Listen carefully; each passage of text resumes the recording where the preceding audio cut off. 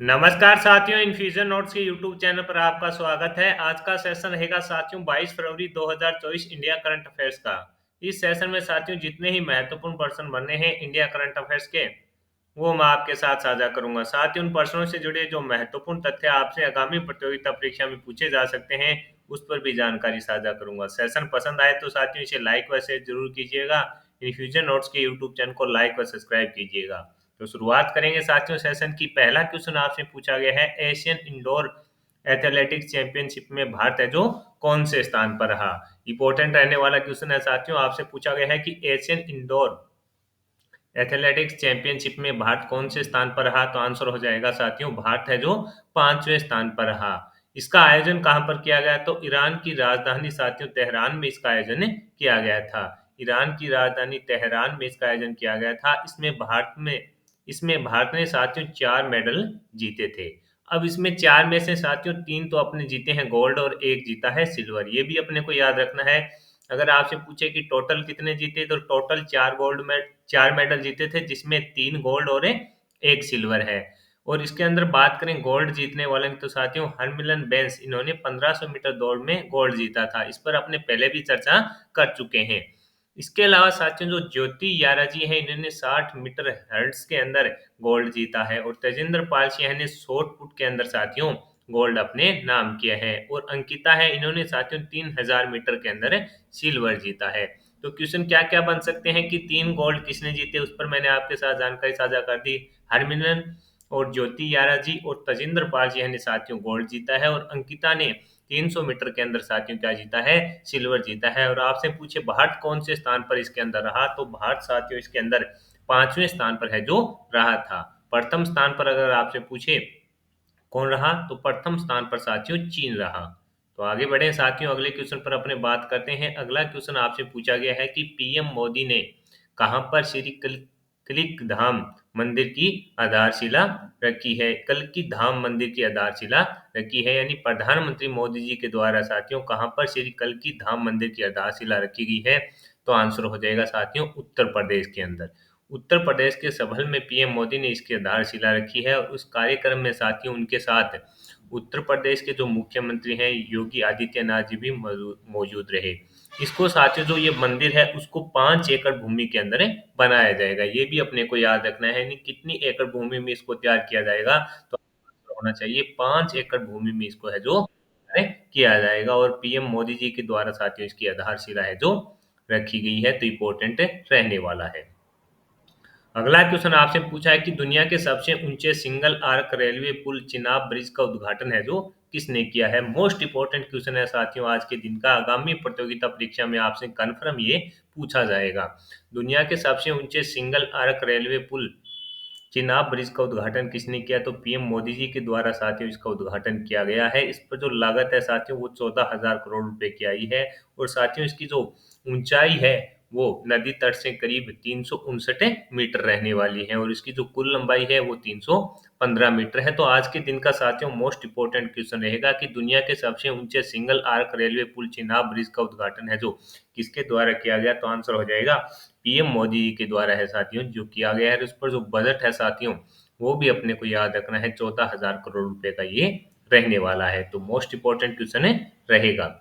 जम्मू में साथियों इसका उद्घाटन है जो पीएम मोदी जी के द्वारा किया गया। आगे बढ़े साथियों, अगले क्वेश्चन पर बात करें। अगला क्वेश्चन आपसे पूछा है, किस राज्य ने ट्रांसजेंडर को मुफ्त शिक्षा देने की घोषणा की है। किस राज्य सरकार के द्वारा साथियों ट्रांसजेंडर्स को मुफ्त शिक्षा देने की घोषणा की गई है। तमिलनाडु विधानसभा में साथियों तमिलनाडु का अभी 2024-25 को लेकर जो बजट पेश किया गया है उसके अंदर इसकी घोषणा की गई है कि ट्रांसजेंडर्स को साथियों वो मुफ्त शिक्षा देंगे। तो इम्पोर्टेंट रहने वाला है साथियों, आपसे पूछा जा सकता है।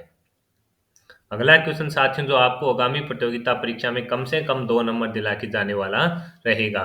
आपसे पूछा है कि हाल ही में शशि थरूर को किस देश के सर्वोच्च नागरिक सम्मान सेवेलियर डेला लीजन डी ऑनरू से सम्मानित किया गया। तो आंसर रहेगा साथियों फ्रांस का जो सर्वोच्च नागरिक सम्मान है उससे कांग्रेस के जो ये नेता है शशि थरूर इनको सम्मानित है जो किया गया है। शशि थरूर को साथियों फ्रांस के सर्वोच्च नागरिक सम्मान से सम्मानित है जो किया गया है। हमने साथियों फ्रांस के बारे में अगर करंट अफेयर्स की बात करें तो 2 या 3 दिन पहले पढ़ा था कि फ्रांस ने साथियों डिजिटल वीजा की भी पेश की है, और ऐसा करने वाला साथियों वो यूरोप का पहला देश है जो बना है। ये भी अपने को याद रखना है, इंपॉर्टेंट रहने वाला है। शशि थरूर को साथियों जो सर्वोच्च नागरिक सम्मान दिया गया है, ये मोस्ट इंपॉर्टेंट है रहने वाला है। आगे बढ़ेंगे साथियों, अगले क्वेश्चन पर बात करेंगे। अगला क्वेश्चन आपसे पूछा गया है कि हाल ही में केंद्रीय मंत्री धर्मेंद्र कुमार ने कहां पर भारत के पहले स्किल इंडिया सेंटर का उद्घाटन किया है? आपसे पूछा है कि केंद्रीय मंत्री धर्मेंद्र कुमार ने कहां पर भारत के पहले स्किल इंडिया सेंटर का उद्घाटन किया? तो आंसर रहेगा साथियों ओडिशा के सबलपुर के अंदर। कहां पर किया है? सबलपुर। ओडिशा के सबलपुर में केंद्रीय मंत्री धर्मेंद्र प्रधान ने भारत के पहले स्किल इंडिया सेंटर का उद्घाटन किया। इसके अलावा साथियों आईआईटी भुवनेश्वर में 100 युग स्टार्टअप पहल भी है जो इनके द्वारा शुरू की गई है। तो दोनों चीजें साथियों यहाँ से अपने लिए मोस्ट इंपॉर्टेंट रहने वाली है। आगामी प्रतियोगिता परीक्षा में एक क्वेश्चन यहाँ से भी बन सकता है, तो अपने को इसको बढ़िया से तैयार करना है। आगे बढ़ेंगे साथियों, अगले क्वेश्चन पर बात करेंगे। अगला क्वेश्चन आपसे पूछा है लोकसभा चुनाव के लिए पंजाब का स्टेट आइकॉन किसे नियुक्त किया गया है? लोकसभा चुनाव के लिए साथियों पंजाब का स्टेट आइकन किसे नियुक्त किया गया है? तो आंसर हो जाएगा सुमन गिल को। किसको नियुक्त किया गया है? सुमन गिल को साथियों स्टेट आइकन नियुक्त किया गया है। पंजाब के मुख्य निर्वाचन अधिकारी कार्यालय ने भारतीय क्रिकेटर साथियों सुमन गिल है उनको स्टेट आइकन है जो घोषित किया है। यानी जो लोकसभा चुनाव होंगे उनमें साथियों इनका क्या रोल रहेगा, ये साथियों सभी को बताएंगे कि आपको ज़्यादा से ज़्यादा लोगों को समझाने का प्रयास करेंगे कि आपको ज़्यादा से ज़्यादा जो क्या करना है वोट करना है। अगला क्वेश्चन आपसे पूछा है कि साथियों 11वां अंतर्राष्ट्रीय कठपुतली महोत्सव का आयोजन कहाँ किया गया? तो आंसर हो जाएगा साथियों चंडीगढ़ के अंदर 11वां अंतर्राष्ट्रीय कठपुतली महोत्सव का आयोजन किया गया। चंडीगढ़ के टैगोर थिएटर में 11वें अंतर्राष्ट्रीय कठपुतली महोत्सव का आयोजन 21 फरवरी तक है जो किया गया है। तो ये भी अपने को याद रखना है कि 11वां अंतर्राष्ट्रीय कठपुतली महोत्सव का आयोजन कहाँ किया गया? तो आंसर हो जाएगा चंडीगढ़ में इसका आयोजन है जो साथियों किया गया था। चंडीगढ़ के टैगोर थिएटर में 11वें अंतर्राष्ट्रीय कठपुतली महोत्सव का आयोजन किया गया।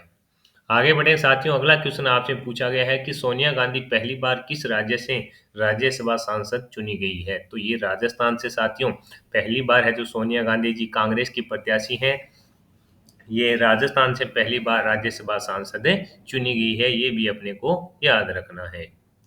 अगला क्वेश्चन आपसे पूछा है कि हाल ही में रुपे नेटवर्क पर भारत का दूसरा कॉर्पोरेट क्रेडिट कार्ड किसने लॉन्च किया है?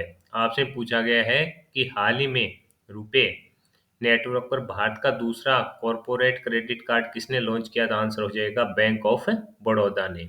बैंक ऑफ बड़ौदा के द्वारा साथियों इसको लॉन्च किया गया है। इसको यूपीआई से भी जोड़ दिया गया है। यूपीआई की साथियों full form unified payment interface है। ये भी कई बार साथियों एग्जाम में पूछ ली जाती है, तो लगातार साथियों यूपीआई चर्चा में है तो इम्पोर्टेंट रहने वाला है, आपसे पूछा जा सकता है।